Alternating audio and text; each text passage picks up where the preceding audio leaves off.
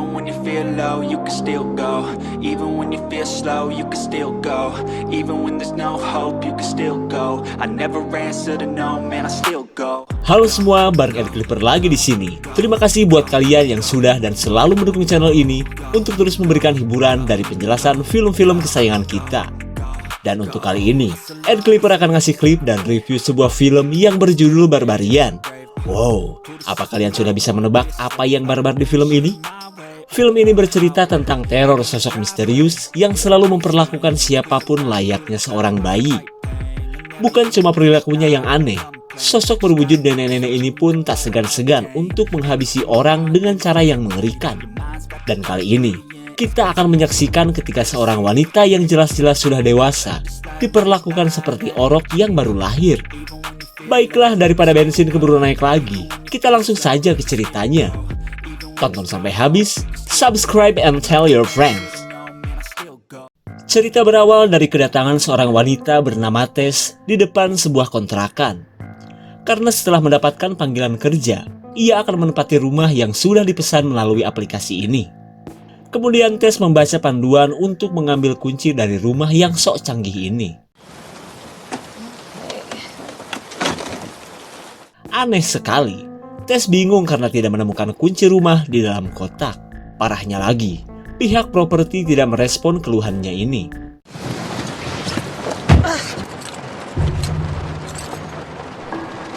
Melihat seseorang di dalam rumah, Tess langsung mendatanginya.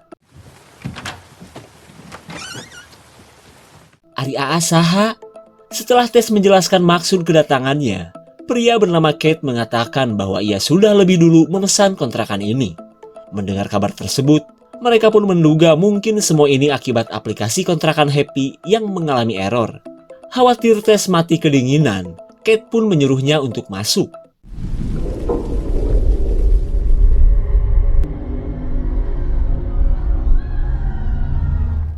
Saat berada di dalam rumah, Tess yang kebelet minta numpang boker. Of course, it's just down the hall to your left.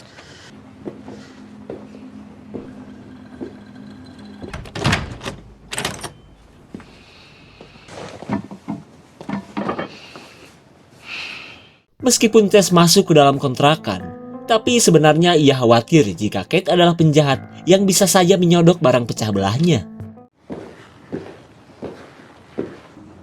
Jangkar kintil. Jesus. Karena memang sedang khawatir, Tess benar-benar kaget oleh kedatangan Kate yang membawa HP. Lalu Kate menunjukkan bukti transaksi bahwa ia memang sudah menyewa rumah ini. Melihat bukti tersebut, Tess pun akhirnya merasa lega karena Kate bukanlah seorang penyusup. Kemudian Tess berniat untuk mencari kontrakan lain. Tapi karena sudah terlalu malam, Kate menyuruh Tess untuk menginap saja di rumah ini.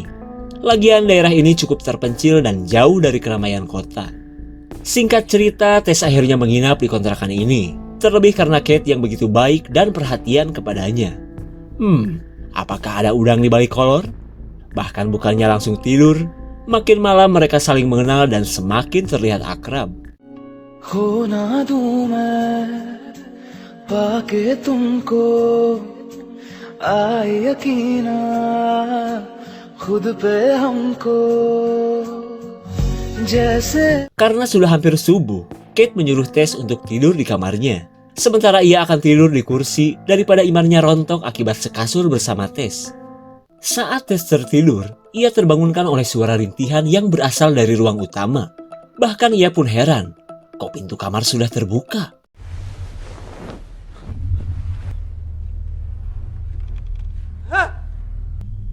Keith. Keith. Saat mereka pada kaget, Tess akhirnya tahu bahwa Kate hanya mengigau atau bahasa kerennya erup-erup. Kemudian Tess menanyakan tentang pintu kamar yang tiba-tiba sudah terbuka. Tapi Kate yang tidak tahu apa-apa menduga jika Tess lupa mengunci hingga pintu terbuka sendiri.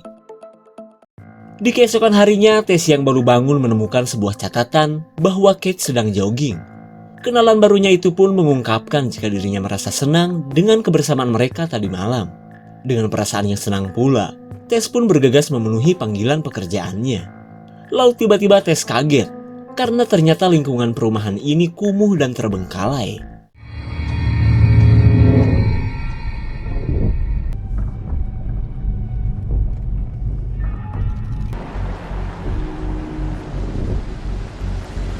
Setibanya di kantor, Tess bertemu calon rekan kerjanya yang bernama Catherine. Kemudian wanita ini kepo akan tempat tinggal Tess saat berada di kota ini.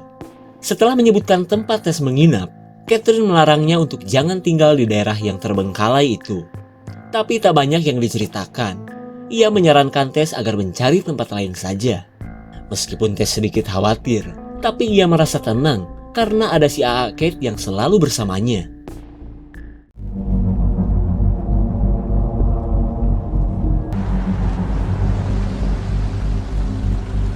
Setibanya di kontrakan, Tess mendengar seseorang yang seolah memanggilnya.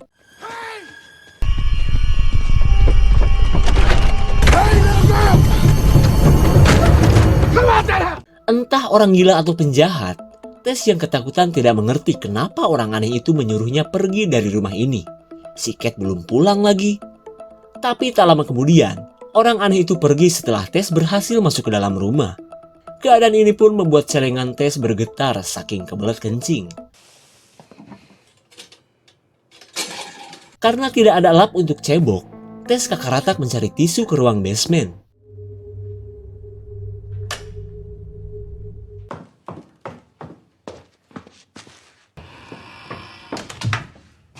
Aduh, kenapa pintu terkunci sendiri? Parahnya lagi, HP ketinggalan dan kunci rumah malah ia bawa. Lalu Tess mencari cara agar bisa keluar dari dalam basement.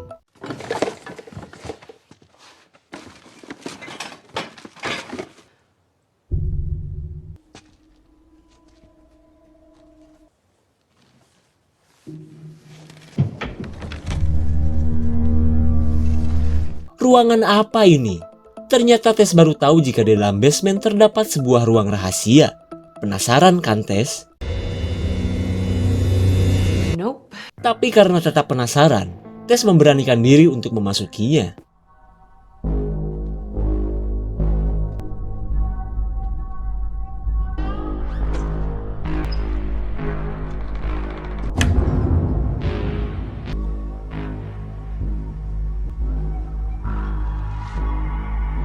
Saat melihat sebuah ruangan, Tess menduga jika ruangan ini pernah dijadikan ruang penyekapan. Di tengah ketakutannya, Tess mendengar kedatangan Kate yang ingin masuk ke dalam rumah. Keith! It's here, but I can't open this. We need to go. We need to go now. Setelah berhasil keluar, Tess menceritakan kejadian aneh dan suasana di ruangan itu. Ia pun mengajak Kate untuk segera pergi dari rumah ini. Tapi daripada menuruti Tess yang ingin pergi, Kate yang penasaran berniat untuk mengeceknya. Lalu ia menyuruh Tess untuk menunggu, untuk berjaga-jaga jika sampai pintu kembali terkunci sendiri.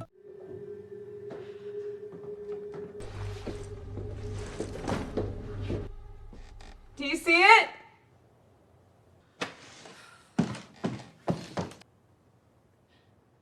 Keith!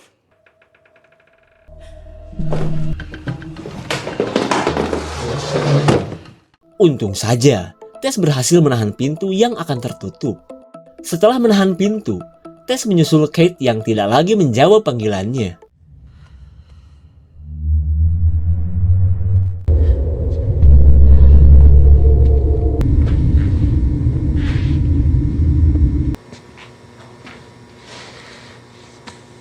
Terlihat Tess pun heran karena tidak menemukan Kate. Kemudian ia penasaran dengan sebuah pintu yang berada di dekatnya. Dan oh, ternyata di ruangan bawah tanah ini masih ada lorong yang sepertinya sangat dalam. Keith! Keith! Help me! Mendengar Kate yang meminta tolong, Tess buru-buru mencarinya meskipun takut setengah koit.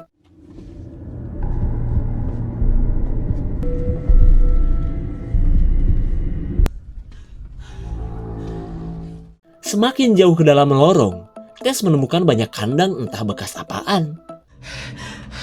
Keith! Ketika bertemu Tess, Kate mengabarkan bahwa di tempat ini ada sosok aneh dan sangat mengerikan. Lalu Kate mengajak Tess untuk kabur melalui jalur yang baru ia temukan. Jelas gak berani ikut dong. I'm not going back!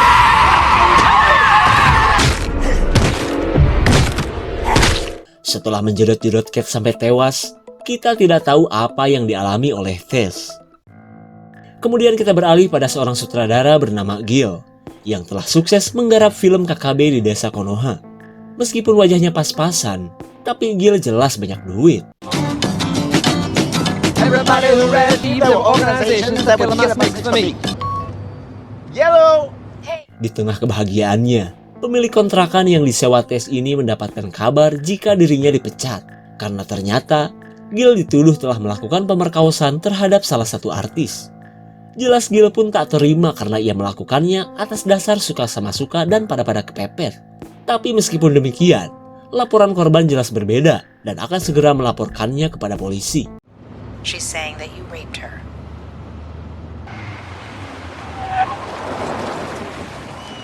Bagaikan ditampar si Thanos, Gil melohok karena takut karirnya akan rungkat. Singkat cerita, Gil meminta pencerahan kepada orang yang selama ini mengatur keuangannya. Karena bagaimanapun juga, ia harus menyiapkan pengacara kondang untuk kasusnya ini. Tapi karena Gil kebanyakan nyelot dan top up game FF, pria ini mengatakan jika Gil tidak memiliki banyak harta kecuali rumah kontrakan itu. Karena keadaan ini, Gil bergegas menuju Kabupaten Michigan untuk segera menjual asetnya yang tersisa tersebut. Setibanya di kontrakan, Gil heran dengan sebuah mobil yang terparkir begitu saja.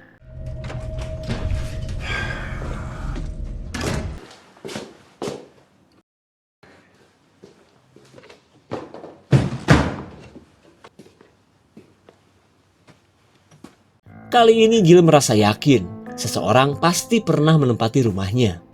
Kemudian ia menghubungi temannya yang bekerja di aplikasi kontrakan Happy. Dan sungguh bikin kaget, temannya itu mengatakan bahwa rumah Gil sudah lama tidak ada yang menyewa.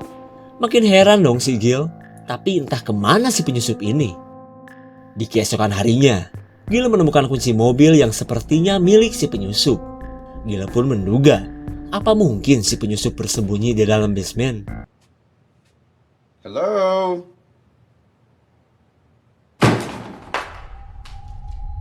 Mendengar suara tersebut, Gil menyangka itu dia si penyusup yang ia cari. Kemudian Gil prepare untuk segera mencari orang itu. Yes.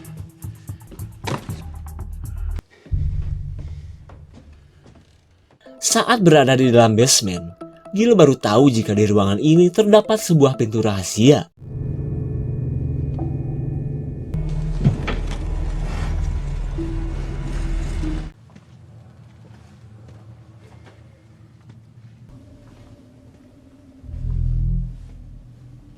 Singkat cerita, Gil mencari tahu apakah ruangan rahasia bisa terhitung dan mampu menaikkan harga jual rumah.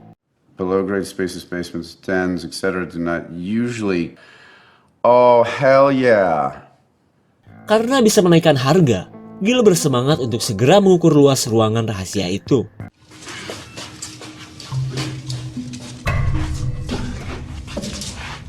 Three by 9. Shit.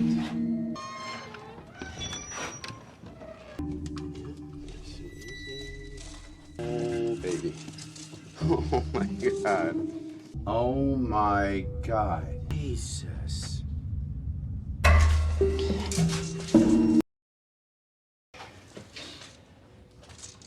Semakin jauh Gil ngukur, ia menemukan sebuah ruangan yang sepertinya digunakan oleh si penyusup. Ia pun tidak mengerti dengan kebiasaan si penyusup yang seolah doyan menyaksikan tutor memberikan ASI. Who's there?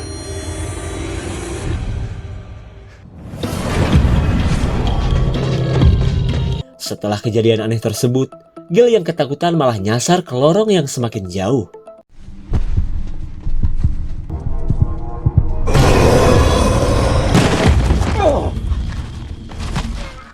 Sial sekali. Bukannya selamat dari kejaran sosok aneh, Gil akhirnya terjatuh ke dalam bunker yang kini dikunci oleh sosok nenek-nenek itu. Dan sungguh tanpa terduga, selama ini Tess pun telah disekap di tempat ini. Singkat cerita, Tess menolong Gil yang terluka akibat dikejar si nenek gombel yang tak berkutang itu. Setelah menceritakan semuanya, Tess menyuruh Gil untuk jangan panik, apalagi menolak keinginan si gombel. Tapi boro-boro bisa tenang. Yang ada Gil ketakutan berada di tempat ini. Tak lama kemudian, Si gombel bertetek rayun pun datang untuk memberikan ASI kepada para sandranya.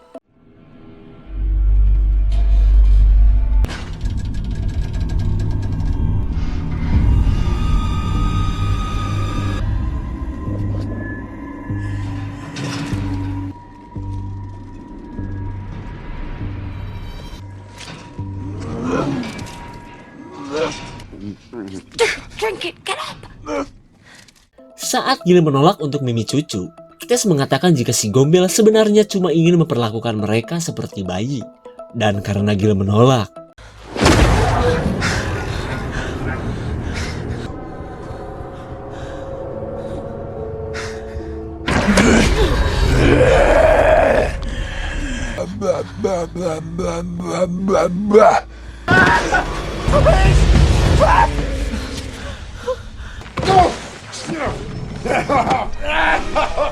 ketika Gil dipaksa untuk netek, Tess berusaha untuk menolongnya.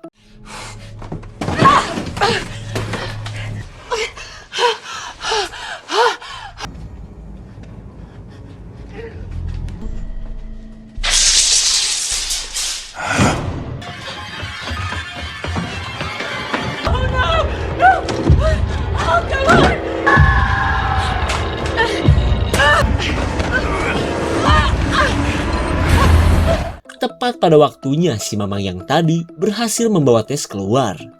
Kemudian si Mamang menyalahkan Tess yang kekeh tinggal di rumah meskipun sudah ia larang.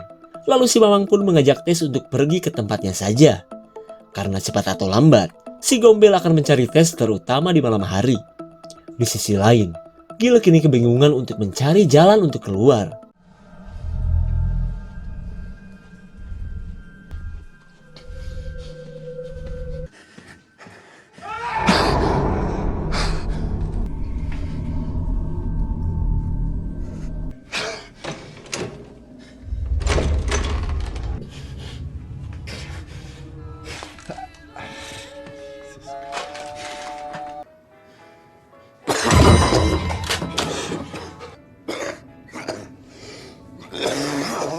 Bukannya berhasil kabur, Gil malah menemukan aki-aki yang tinggal di salah satu ruangan.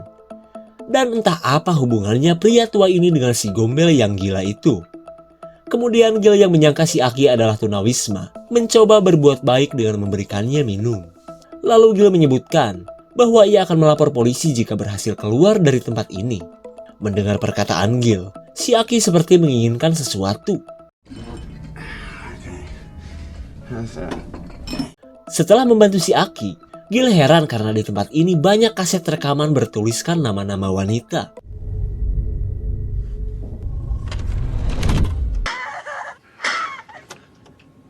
Gil jelas tak menyangka bahwa semua kaset ini merupakan penyiksaan si Aki terhadap para wanita.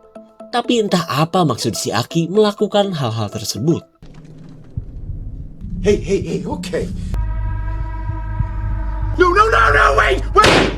Pria berjiwa psikopat itu pun akhirnya memilih bundir setelah kelakuannya selama ini diketahui oleh Gil. Kemudian Gil pun mengambil pistol untuk berjaga-jaga jika sampai si gombel muncul dengan tetek yang gobal-gabel. Sementara itu Tess yang menolak ajakan si Mamang berniat untuk menghancurkan rumah saja dengan mobilnya.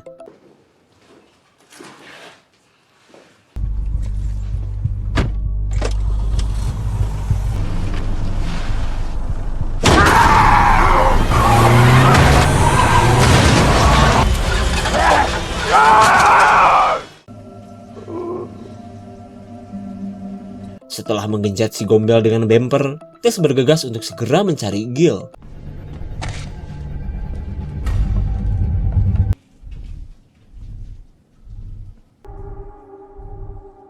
Hello.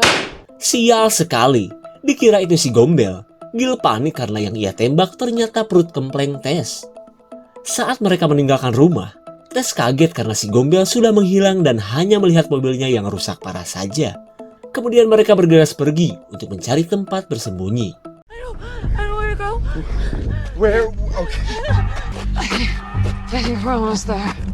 Somewhere. Who?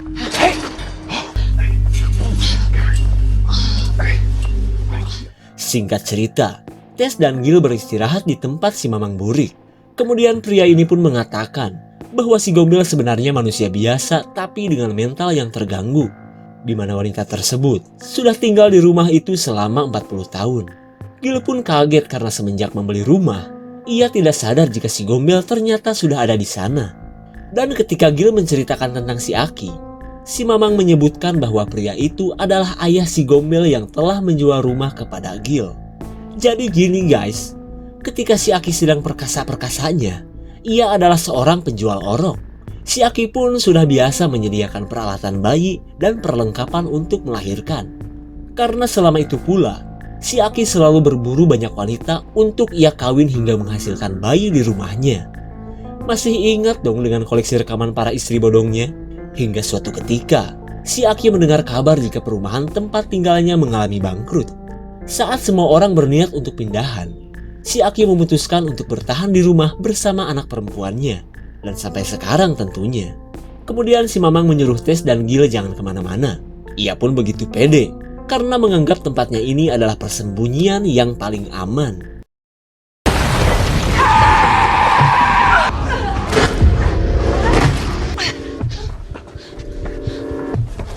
Kemudian Tess dan Gil berusaha sembunyi ke tempat yang lebih tinggi.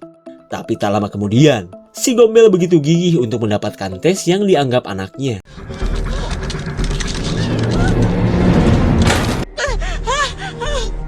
She wants us, she's gonna get us. Hey!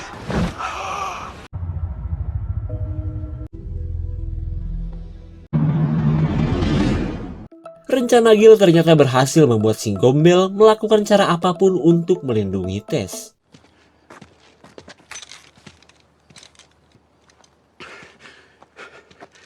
Oh my god, are you okay? I'm so sorry. Ketika Tess baru sadar, Gil minta maaf karena ia sudah tidak punya cara lain untuk menghabisi wanita aneh itu.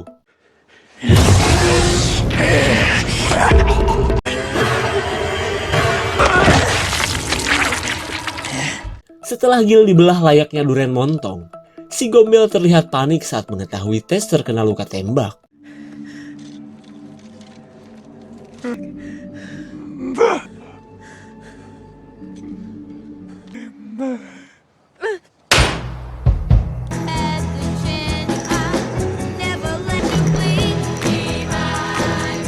Berakhir sudah kelakuan si Gombel dan si Aki yang selama ini menjalani bisnis orok shop. Ya udah segitu aja. Cerita film ini pun sebenarnya terbilang simple, cuma dikemas dengan timeline yang kurang jelas dan perpindahan scene yang sedikit berbelit-belit.